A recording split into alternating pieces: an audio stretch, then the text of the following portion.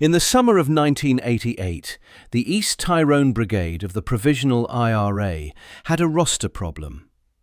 Of the 8 men who had been planning the Loughgall station attack in the spring of 1987, 8 were in the ground.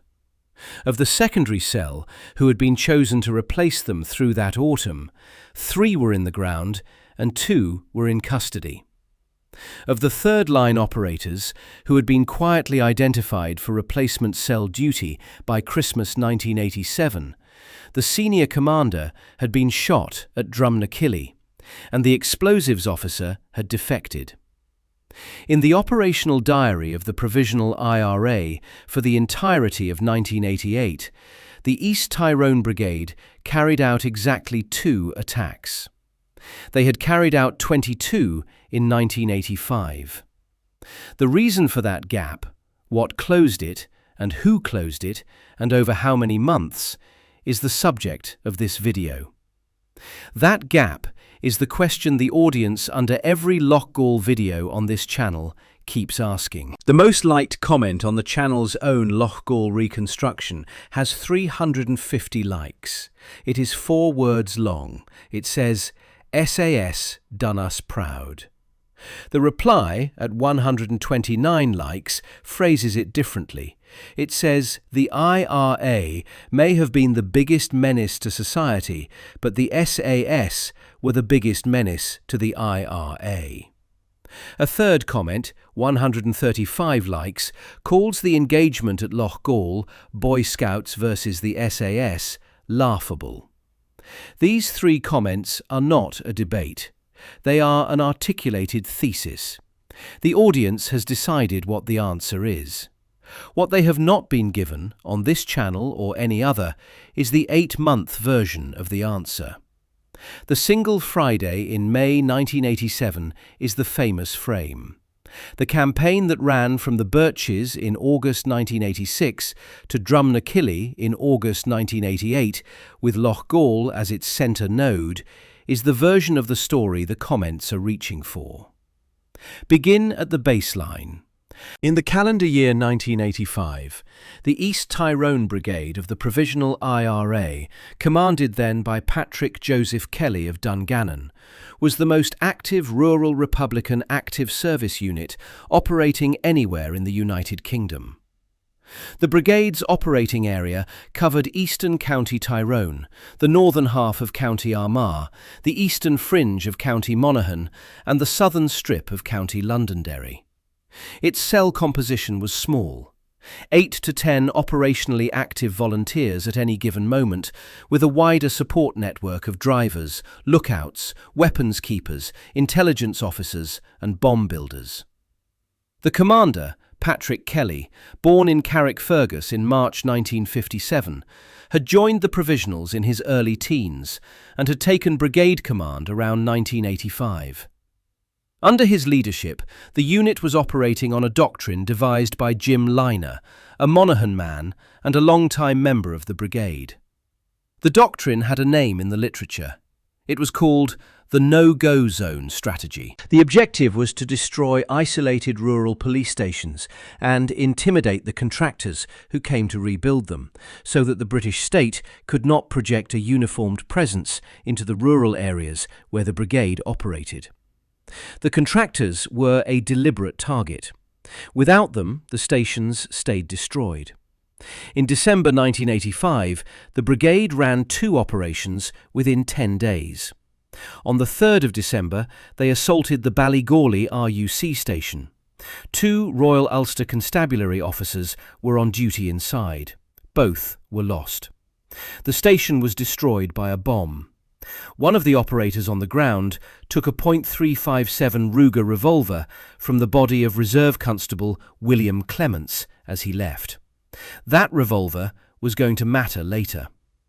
8 days afterwards, on the 11th of December 1985, the brigade mortared Tynan RUC base in County Armagh, badly damaging the station and injuring 4 officers. In the 11 months that followed, the brigade attacked stations, mortared barracks, ambushed off-duty members of the Ulster Defence Regiment, and operated unmolested.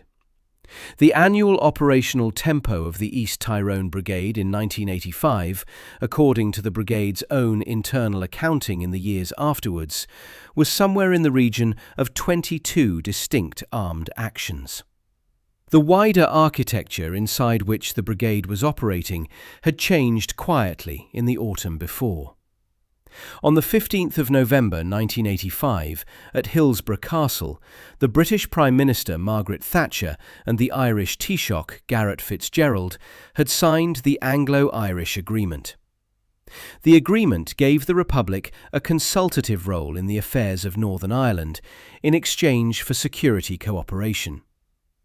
The Republican movement rejected the agreement. The brigade ignored it. What the brigade did not yet understand was that the agreement had quietly opened a cross-border intelligence channel that did not exist before, between An Garda Síochána, the Royal Ulster Constabulary, and the British security architecture. That channel was the floor underneath everything that followed. The trigger went down on the 11th of August 1986. At the Birches, near Portadown in County Armagh, an unmanned Royal Ulster Constabulary station sat on a country road. Around 35 members of the East Tyrone Brigade were involved in the operation that destroyed it.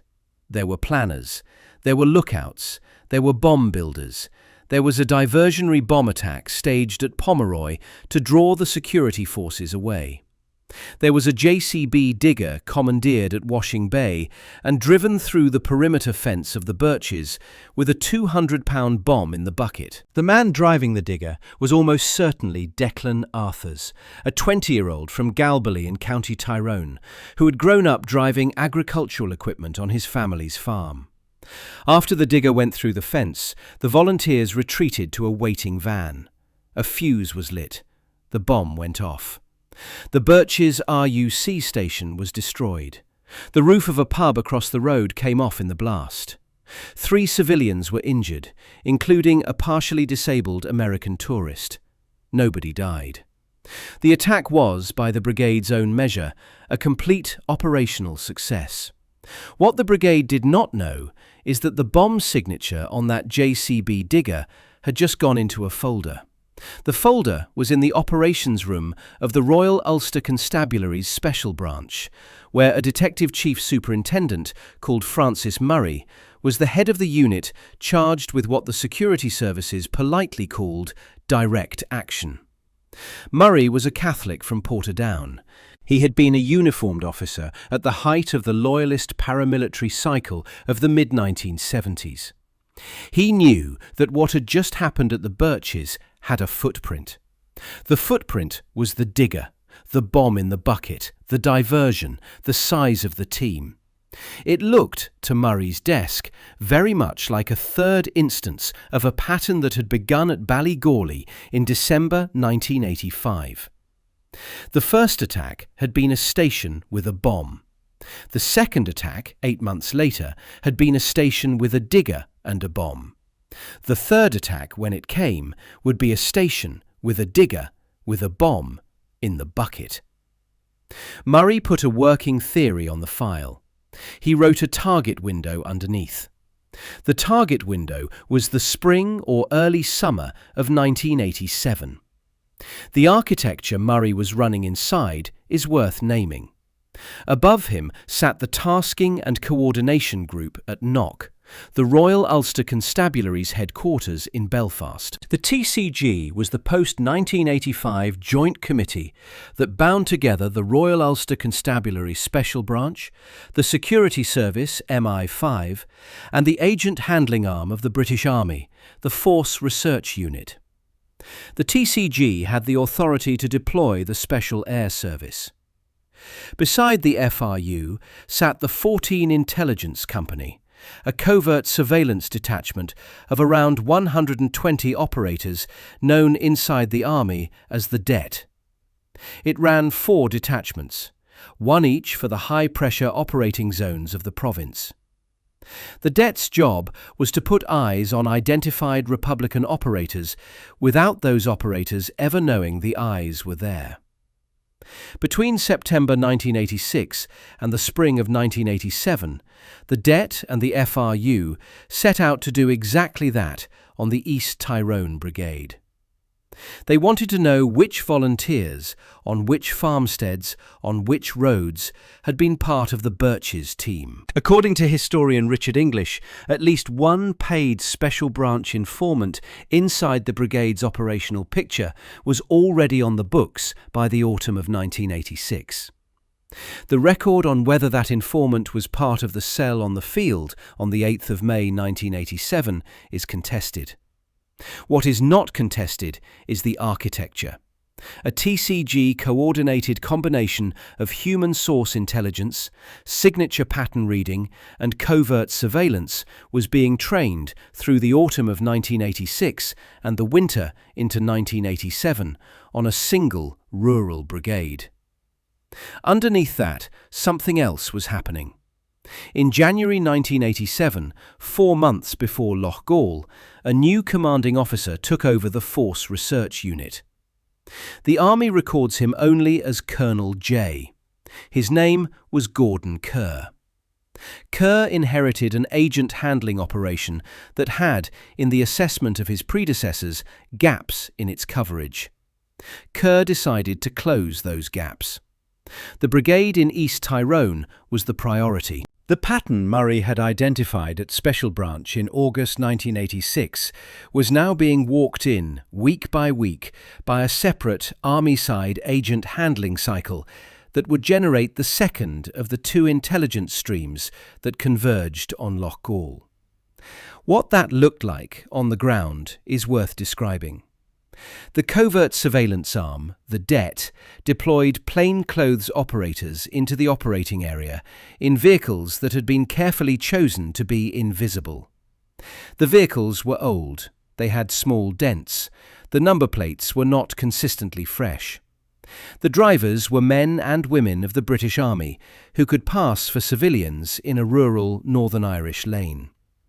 They sat in laybys. They drove the same back roads at the same hour on different days. They photographed farmsteads. They photographed the men leaving farmsteads. They photographed the men leaving the men who had left farmsteads.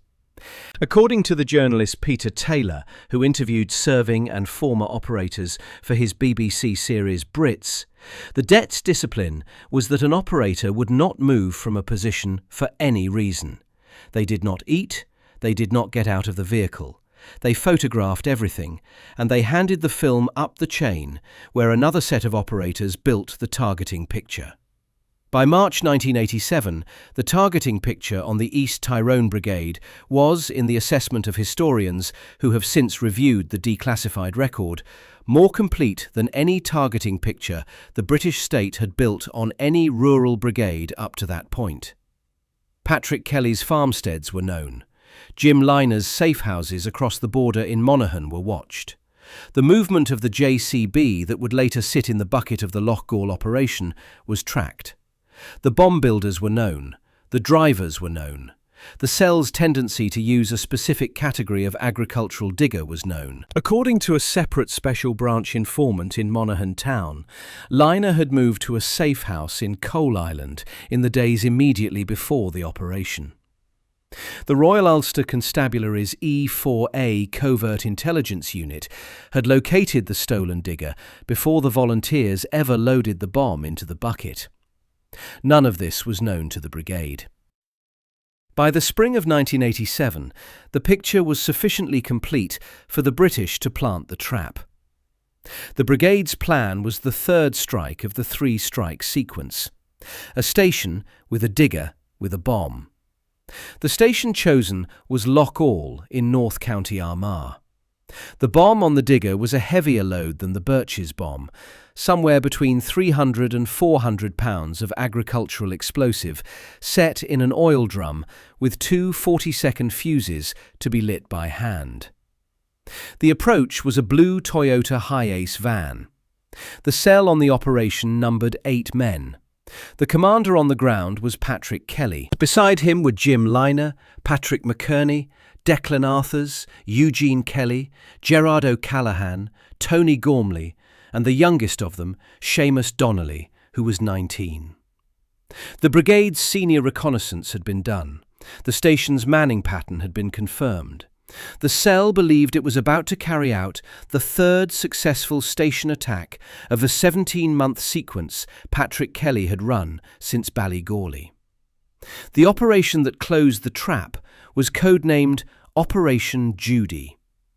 At 7:15 on the evening of the 8th of May 1987, 24 Special Air Service soldiers were already in position. 6 were inside the RUC station in plain clothes. 18 were in uniform, in concealed positions in the woods and hedges around the building.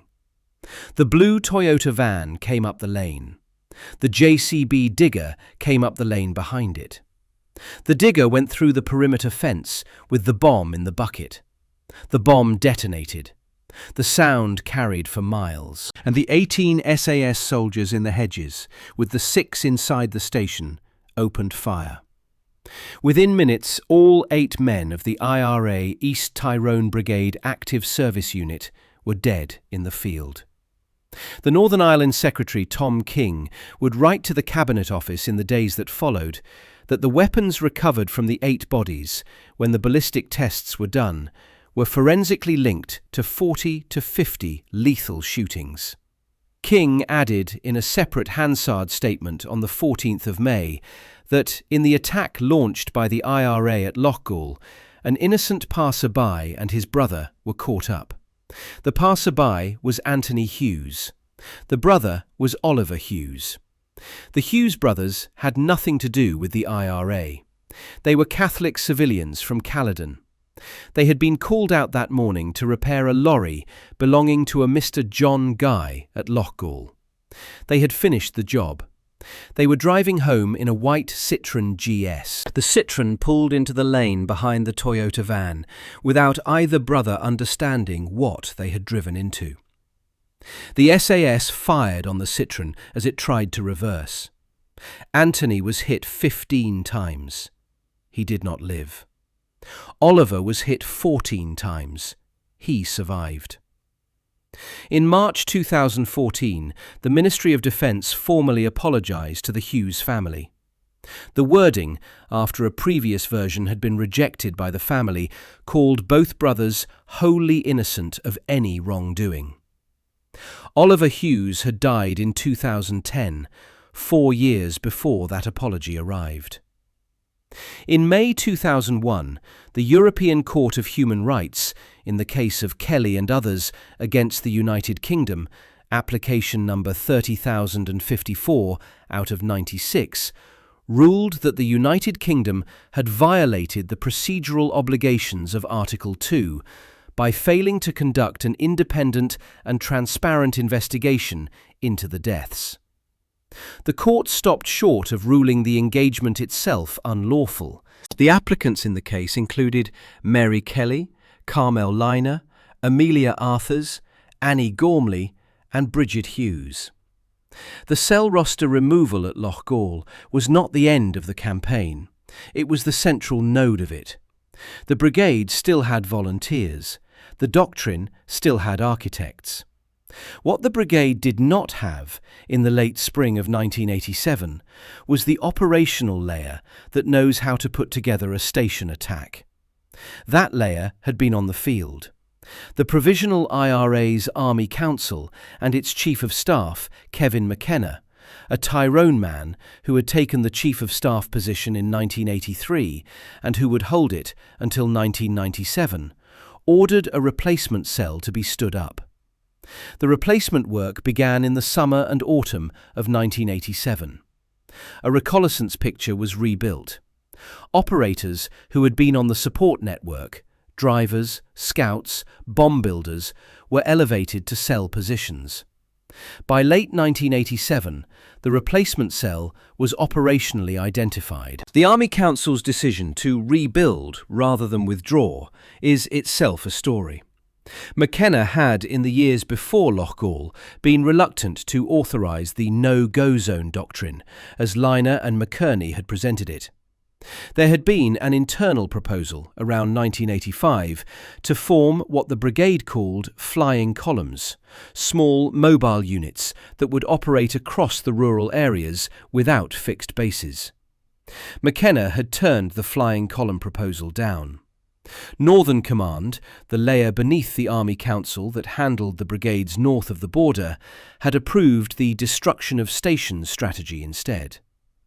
The men who carried out the Birches in August 1986 and who had been preparing Loughgall through the spring of 1987 were operating on a doctrine the Chief of Staff had not fully endorsed. When the cell was lost, the doctrine still had its proponents in the brigade pool. The Army Council's order to rebuild was, in effect, a doctrinal commitment to the strategy the men on the field had been carrying. It did not survive the next 15 months. What the replacement cell could not see was that the architecture that had read them once was still reading. Through 1987 and into 1988, the Force Research Unit was running an agent recruitment cycle inside loyalism, in parallel to its ongoing Republican coverage. In January 1987, Gordon Kerr had re-recruited a UDA intelligence officer called Brian Nelson. Nelson would run as a state agent through 1990 until the Stevens inquiry came for him. But the brigade-level work in East Tyrone in 1987 and 1988 was not Nelson's. The brigade-level work was being done by handlers whose names are still classified, against operators whose names the brigade has not fully reconstructed in its own internal record. According to multiple veteran accounts collected by the journalist Peter Taylor for his 2000 BBC series on the Covert War, and later expanded in his 2019 documentary, at least one human source inside the operational picture remained productive across the months after Loughgall. Whether the productive source had been part of the cell on the field on the 8th of May or had been a level above or below it remains a matter the record will not settle. By the late summer of 1988, the replacement cell had a target package. The package was a roadside bomb attack on a British Army personnel bus running soldiers between RAF Aldergrove and the Omagh Barracks complex.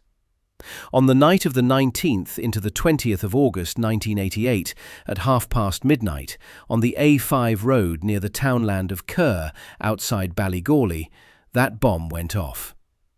Approximately 200 pounds of Semtex, planted as a roadside device, was detonated remotely from 330 yards away. The crater the bomb left was 6 feet deep. The bus was carrying 36 soldiers of the light infantry. 8 were lost in the blast. Jason Burfitt, Richard Greener, Mark Norsworthy, Stephen Wilkinson, Jason Winter, Blair Bishop, Alexander Lewis, and Peter Bullock. 28 were wounded. The claim of responsibility came from the IRA's Tyrone Brigade. The sources differ on whether the active service unit that planted the bomb was the East Tyrone Replacement Cell as such, or a sister Tyrone Brigade unit operating in the same intelligence picture. What is not disputed is that the bomb signature and the senior operators identified in the days afterwards as having handled the operation were inside the same brigade pool the Loughgall ambush had begun to drain.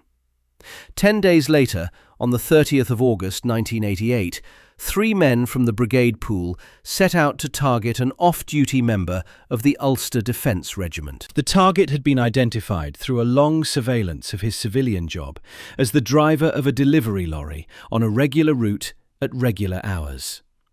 The 3 men were Gerard Hart, 29, his brother Martin Hart, 23, and their brother-in-law Brian Mullin, 26. The accounts diverge on which of the 3 held command authority over the cell. Gerard Hart is the most commonly named as senior by age, although other sources name Brian Mullin as the senior planner. What is not disputed is that the surveillance the 3 were running on their UDR target was being run in turn on them. The Special Air Service had pre-positioned at the roadside near Drumnakilly in County Tyrone. As the IRA car drove up the road, the SAS opened automatic fire from concealed positions. 16 rounds were fired from the IRA weapons in the engagement. 220 were fired from the British weapons. All 3 IRA men were lost in the vehicle. A 1993 coroner's inquest later failed to establish with certainty which side had opened fire first. A 1993 coroner's inquest later failed to establish with certainty which side had opened fire first. The Drumnakilly file, in legal terms, is not closed. Drumnakilly closed the bracket. The campaign that had started at the Birches in August 1986 ended, in the operational sense, on a roadside in County Tyrone on the 30th of August 1988.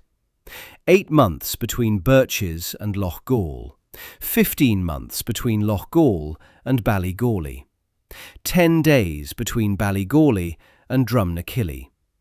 The architecture that had been built underneath the Anglo-Irish Agreement had been run end to end on a single rural brigade. The Royal Ulster Constabulary Special Branch, under Frank Murray, had read the bomb signature off the Birches file. The Tasking and Coordination Group at Knock had bound that signature into the wider surveillance and agent handling picture. The Force Research Unit under Gordon Kerr had walked in the human source coverage. The Det had put the eyes on. The Special Air Service had been deployed when the cells came forward onto the engagement ground. The 4 engagements that bracketed the campaign, the Birches, August 1986, Loughgall, May 1987, Ballygawley, August 1988, Drumnakilly, August 1988, were the surface of an architecture that had been built for exactly this purpose. The brigade had carried the operational tempo of 1985 into 1986, without registering that the architecture above it had quietly changed in November 1985. Hillsborough Castle was where the floor moved. The Birches was where the file opened.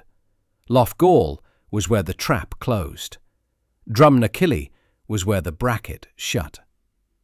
There is a piece of evidence on this point that came out only when the State Papers were released in Dublin in the years afterwards. The 8 firearms recovered from the bodies on the field at Loughgall were sent to the Northern Ireland Forensic Laboratory for ballistic comparison. The comparison ran the firing pin striations on every round on file in the province from the previous 3 years. The result, written into the State Papers record, was that the 8 weapons in that single cell were forensically linked to between 40 and 50 separate lethal shootings. The forensic chain included every Republican-attributed lethal shooting in County Fermanagh and County Tyrone for the year 1987. One weapon in particular, a .357 Ruger revolver recovered from the field, was traced to 6 separate shootings. That Ruger had been removed from the body of RUC Reserve Constable William Clements at the Ballygawley station attack in December 1985. The same weapon had passed from Ballygawley through 18 months of the brigade's active service and back to the hand that recovered it at Loughgall. That is a single weapon. There were 8 of them in the cell and 40 to 50 entries on the ballistic ledger between them. Look at what the brigade had left. The original 8 on the field at Loughgall were dead. 3 of the next cell were dead at Drumnakilly. The brigade went on to lose, across the 5 years between 1987 and 1992, 28 of its volunteers lost in action. More than half of the 53 the brigade would lose across the entirety of the Troubles. The journalist Ed Maloney, in his Secret History of the IRA, records that the East Tyrone Brigade carried the highest death toll of any rural brigade. The brigade's strategic doctrine, the no-go zones developed by Jim Liner, did not survive him. The Army Council, under Kevin McKenna, shifted the brigade's operating pattern away from the station attack methodology towards mortar attacks and longer-range standoff devices in the years after Drumnakilly. The brigade never returned, in the years before the 1997 ceasefire, to the operational tempo Patrick Kelly's cell had carried in 1985. The wider Army Council in Dublin and Belfast had a decision to make about that. The brigade had lost the operational layer twice over in the space of 15 months. The senior leadership of the movement was, in the same window, beginning the back-channel conversations with the British government that would, a decade later, produce the Good Friday Agreement. The men who had been buried at Edendork in May 1987 and at Galbally in August 1988 would not have voted for any of that. The men who carried their coffins, including Jerry Adams and Martin McGuinness, were carrying the coffins of an operational model they were already beginning, privately, to set aside. The audience under the channel's Loughgall videos has read this part of the record without needing to be told. The single comment at 350 likes that says, "SAS done us proud," is, when you assemble the 8 months around it, not really a comment about the 8th of May 1987. It is a comment about the 8 months that ran from the Birches through Loughgall and through to Drumnakilly. It is a comment about a campaign. 8 months, 8 men in May, 3 men a year later, 1 commander in August 1988, 2 attacks across the entirety of the following calendar year, where there had been 22 in 1985. That is what an SAS counter-terror campaign looks like when it works. The audience under the Loughgall video already knew the headline. This video is the 8-month version. The comment at 350 likes says, "SAS done us proud." The audience is right. The video is for the audience. There is no better way to put it than the way they already have.